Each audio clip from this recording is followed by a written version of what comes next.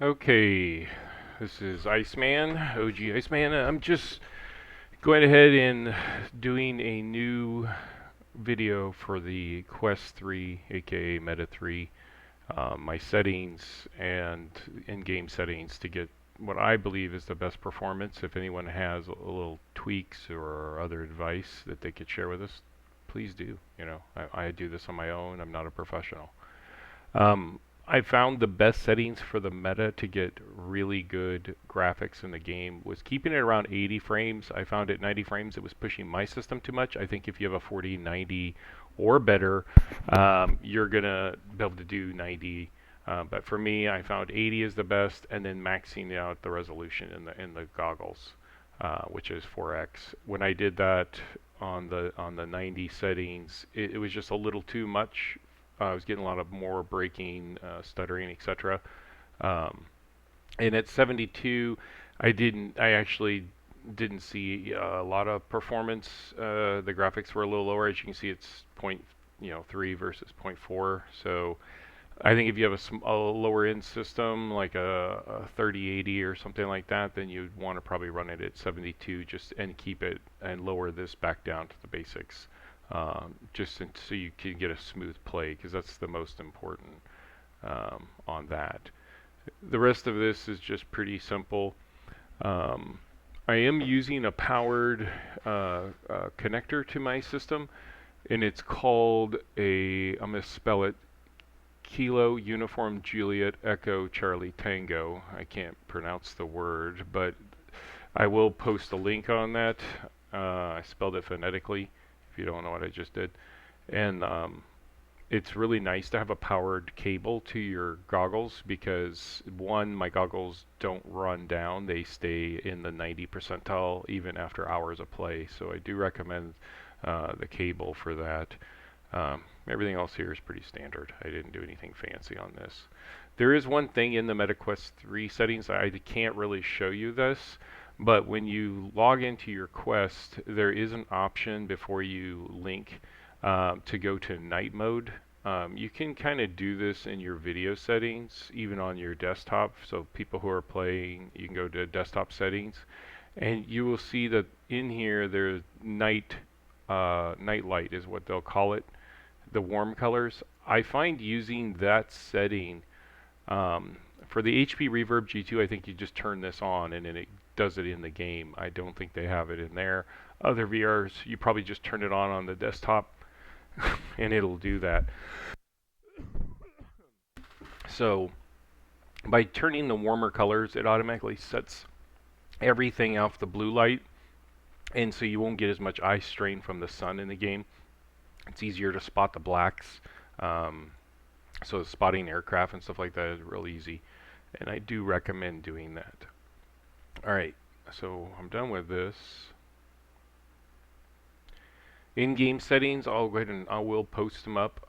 I did find the detail res at default of 124 was better for the MetaQuest, um, rather than bumping it up like I had to on the Reverb. I think the way the software works, because the MetaQuest is a separate application, and it doesn't plug directly into the video card.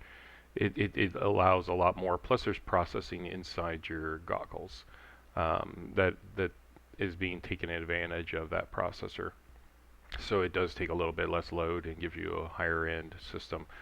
The clarity compared if you have an HP Reverb G2 and you're thinking, should I get the Quest 3? Yes. Why? The the lenses are superior, and the visuals are superior. Everything is superior to the HP Reverb. The Fresnel lenses just distort the image too much. I mean, yes, they're good for when they came out. It's early tech and tech improves.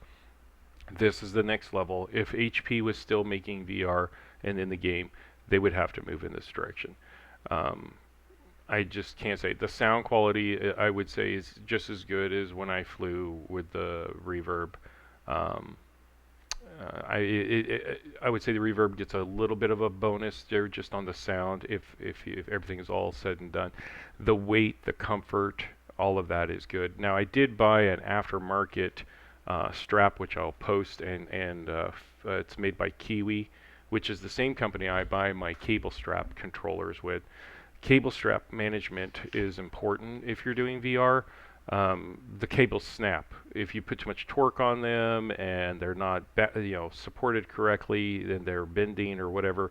Those fiber in there will the wire will snap, or the fiber optic will snap, depending on the system you have, and you're going to just spend a ton of money on it. Now the nice thing about the Meta Quest 3 versus the HP Reverb is that the Reverb, you can't find cables. They're just, the cable costs as much as just buying a new headset, so you're better off just buying a new HP Reverb headset and getting the cable, because they don't have supply for it, and they're not even trying because they failed, unfortunately, and it makes me sad because I really like HP. So one of the things, if you're trying to broadcast or whatever, make sure you set your render eye 1. You can set it 1 or just so it just shows the one eye in there. So if you're doing it on Discord or something like that, I am MSAA. Doesn't seem to be. It does kill the system. The height and width, that's just what it's set showing inside the for the system. But this is pretty much what the height and width are running in the Toolkit, which you've all seen the Toolkit settings. On mine, I am going back and forth between turbo mode and not turbo mode. And one thing I've noticed in the Toolkit is if you use the turbo mode, you end up seeing it does clean up on some maps, but I do have issues when I go to shoot people that it's not as accurate on allowing me to get my shots, where if I have the turbo mode off and it's using its version of smoothing in the meta, when I go to shoot the plane and I just aim at it and shoot, every bullet seems to be more accurate, maybe because of the way it's transferring the data to the game. So that there. Wind height settings, I am setting, I go in here and I just set it to here. I found that to be a better one. You could go and play around. I was using 1900 by 1440 or 1200 for a while. I just found that it didn't really improve much. It does get a little cleaner, so if I had like a 4090, I'd probably be running here. But in general, I think it's easier to see the dots and everything else at that setting. So that's what I recommend if you're using the the Quest 3. So that's about it for there. Let me go ahead and let me see. Oh yeah, Nvidia settings. So let me go ahead and pull that up real quick and show you what I'm doing here. Launch this. Alright.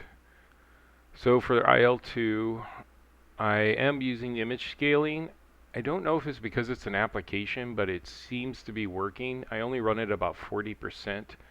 It makes the game smoother and sharper, and I don't know if it's a placebo, but I tried it off and I did see a difference, so it can't really, I wouldn't say it's a placebo, but it works better this way. And if I had like a 4090, I'd run it at 50%. I have a 4080. So application controlled for the everything else is pretty much the same. So it'll be app off. The gamma correction is really what blows your lighting up in the game. It makes all the lights super bright in the VR, so that makes it really bad. Transparency off, background off. I mean, CUDA's all default driver. And then low latency, max frame rate, and all that is off. MFAA. Just auto here. Set your card. Don't let it do the auto select. Just set it. It skips a step for the software.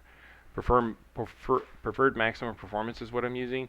Ever since there was the later drivers with the Nvidia, I've noticed that I could do that. Off on the anisotropic. Allow for the LOD. High quality. Off for the trilinear. Auto for threading, triple buffer off, vertical sync is off. Now it's important for all VR players to understand that if you have vertical sync on, or you have it set to in the game application, it will cap you at whatever the game is. IL2 is 60. So always turn it off because VR does not use vertical sync. Pre-render is 1, and auto for the Vulkan because we don't use that. So those are the settings there, and that. There's not much more to go through. I'll go ahead and post this up. If you guys have any questions or if I missed anything or you need some help, just reach out. I would say the setup for the Quest 3 was a little bit unintuitive, I want to say, or just didn't feel as comfortable as when I set up my HP Reverb. Because it was completely different. Maybe I had become accustomed to the HP Reverb system, and it took me a second on the Quest. There is a performance issue. I noticed the issue with the Quest 3.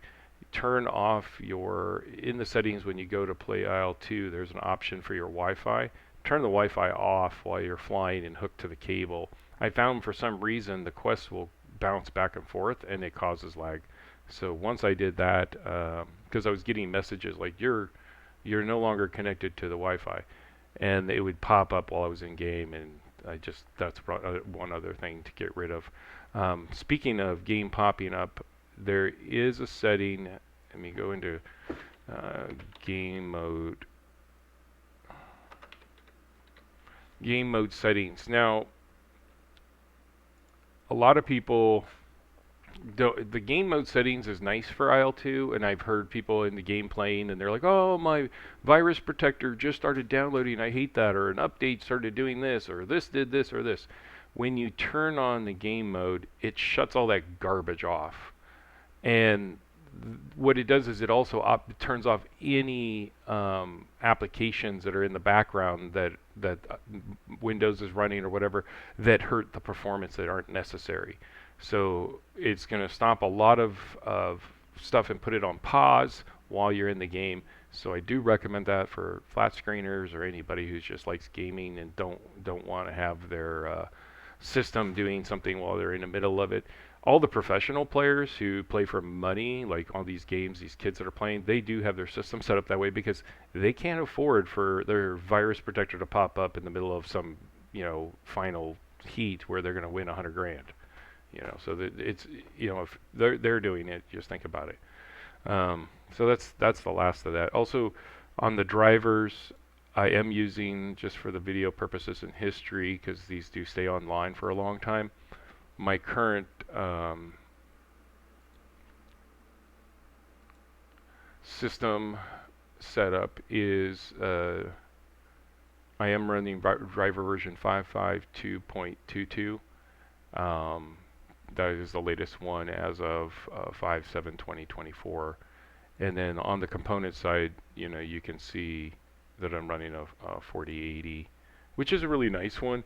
It's the GeForce Aero AMP version. It looks like a Star Trek. It's a Zodiac Gamers version. I got it because it was the thinner of the 4080s, and also it just looked cool. And the lighting and everything, it looks good in the case. So I do like that.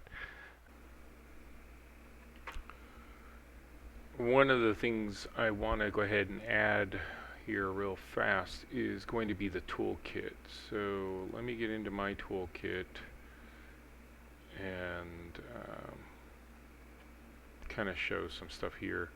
One of the big one isn't really toolkit, because you just go in, you'll install toolkit just like all of my other videos, and it also has everything. It'll say, hey, yeah, this is up and running. They only have version 1.3.2, which is out right now, and they probably aren't going to update it again because Microsoft is no longer supporting, and he was doing that as a side project. CPU, where did it go? Open Composite, that's a big one. So when you get the meta set up and you want to, for the first time, you're going to need to do the run setup for the OpenTime Composite. The difference is you're using the Steam VR setting for the game when you're using the MetaQuest 3, because it's a different software than Open Composite would be if you're using the HP Reverb. So, I'm using the Steam VR settings because that's the software that Quest uses, that if you use the other version it doesn't work. So FYI on that. the in-game settings, I mean, like I said, it just comes down to, it'll have the base setting. You're going to go in and override it under. If you haven't seen that, go into some of my older videos, because I just don't have the ability to show it like I did with the reverb. I haven't figured it out. But you'll go in and under the resolution override, just bump it up. Like I'm bumping mine up plus 50 or something, just to give it the ability to do the sharpening and the other effects. I am using the same exact settings I did in my reverb as far as everything else goes on that. I'm 99% sharpening, because 100 seems to be doesn't give it much of a gives us some frame issues. All right.